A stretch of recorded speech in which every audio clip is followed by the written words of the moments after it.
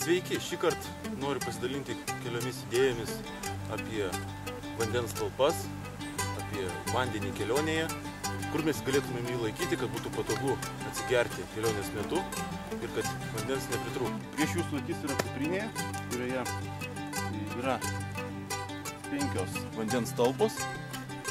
Viena iš pirmųjų talpų tai yra taip vadinamas camelbackas, kupranugario kupra.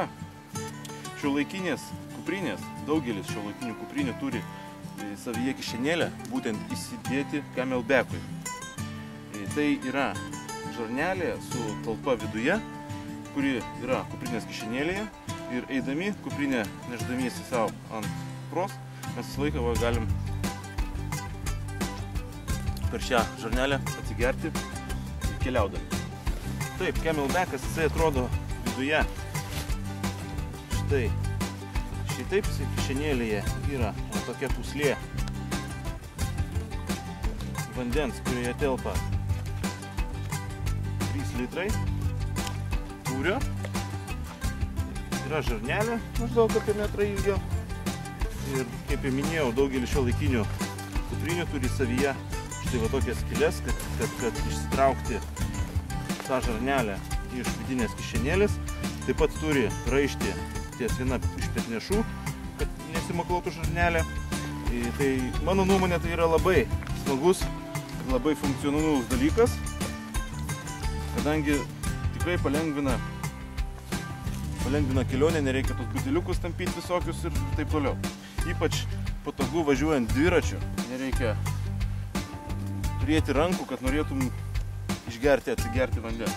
Rinkausi su didelė gerklė, kaip vadinasi, su dideliu kakleliu. Galėčiau lengvai prisipilti vandens, nes esu matęs ir su mažesniais, ir su didesniais. Tai pas vieną iš mano draugų yra su mažesniu. Jisai tinka su tokia problema, kad negali neišpilstas vandens perpilti per šį kakliuką. Aš užtat pasirinkau su dideliu, tikrai didelis, va. Supsiu. Žiūrėsim. Štai, didelis netgi ranka telpa išvalyti, jeigu kažką tai vidų ir panašiai. Tai apie camelbacką tiek. Taigi aptarėme vieną iš variantų camelbackas. Sekantis variantas tai yra turbūt visiems pažįstamas iš filmo 127 valandos vandens buteliukas, kurį naudoja herojus. Tikrai filme yra daugybė kadrų su šitos firmos. Aišku, ten firmos nesimato. Gin buteliukas, amerikietiškas buteliukas, Amerikoje labai populiarus. Gan galėčiau pasakyti, irgi praktiškas ir tikrai apgalvotai pagamintas. Kaip pati šita firma reklamuoja savo buteliukus, kad įpilus bet ką ir išplovus po to kažkokį belekotį skystį, kažkokį tais laikyti maistą ar dar kažką galima jame, ir po to išplovus nesijaučia jokio kvapo. Iš tikrųjų, kiek bandžiau visokių skirtingų skysčių čia laikyti, tas dalykas jų pasitvirtino. Kitas dalykas, sklando internete tokie gandai, kad šį buteliuką keli alpinistai yra išmetę iš kelių šimtų metrų aukščio, nusirideno uolomis žemyn ir nuėję pasiimti jo, puikiausiai sveiką rasdavo. Kitas dalykas, apie praktiškumą. Yra auselė, už kurios galima prie diržovo prisiriešti iškart tiesiai šviesiai. Be to didelis gurklys, kaip vadinu, kaip ir mūsų name apšnekėtame camelbacke, yra didelis kaklelis, didelė skylė, prie kurią galima įsipilti vandens, skysčių ar kažkokius tai susidėti maistą. Jo talpa yra 1 litras skysčio. Yra sugraduota, taip kad labai patogu normuoti skystį dienomis ar kažkokius tais kitus skysčius, kurių reiktų apmatuoti ar atžymėti tiksliai.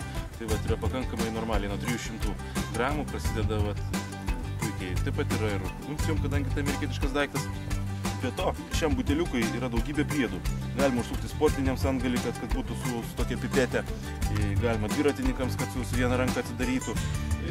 Šiek tiek labai praktiškas buteliukas, tikrai aš esu jo patenkintas. Sekantis dalykas, tai Lietuvoje tikrai prieinamas puikiai prieinama gertuvė amerikietiška, amerikiečių armijos. Aišku, gaminta jinai tikrai ne Amerikoje, bet kur nors Kinijoje. Paprasta gertuvė, kurioje telpa litras vandens. taipogi, žalia, jinai tikrai nedaug kainuoja, apie 10 litų, man atrodo, armijai ir civiliam parduotuvėje galima tai nusipirkti. Jinai būna įvilkta į medžiagą su pakabinimu ant diržo, nors man tai labai nepatogus jisai yra, tai įvilkimas. Šitą aš išmečiau lauk, nes nepraktiškas. Ir puikus, paprastas buteliukas vandenį.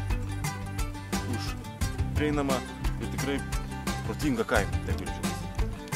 Toliau sekantis dalykas eina tokios idėjos vandens laikymo. Pats vienas iš pigesnių variantų, va štai toks plastikinė maišyklė, plastikinis šeikeris kokteiliams Maksimoje, kuris kainuoja apie 3 litus, puikiai laiko vandenį, kadangi šeikeris, jis turi sandariai užsidaryti, tai kaip ir garantija, kad užsidarys gerai ir mums kuprinė neišbėgs. Kitas dalykas, sugraduota irgi į pusę litro vandens ir turi gerą tokį gurkliuką. Sunkiai atsidaro, sunkiai užsidaro, tikrai sandariai užsidaro ir labai pigus variantas vandenį nešiotis. Dar viena idėja, kur galėtume mes nešioti vandenį, tai yra ispaniškas vynmaišis. Kuo jisai man patiko nešioti, kadangi kai išgeriame vandenį, šitas ar šitas neužima vietą. O vynmaišis neužima vietos. Mes išgeriam vandenį, lieka tuščia erdvė, išleidžiam orą, suviniojam, lieka tik kamštis. Labai puiku. Plius odinis, toksai malonus daiktas, su šniūru gali persinešti per petį nešioti. Turi dvigubą kamštį, turi vieną didesnį atidarimą, turi mažesnę gertuvėlę. Na, elementarus ispaniškas vynmaišis. Tai tiek idėjų yra apie vandens laikymą. Jeigu kažkokių idėjų turit, būtinai rašykit komentaruose. Iki susitikimo kitą kartą.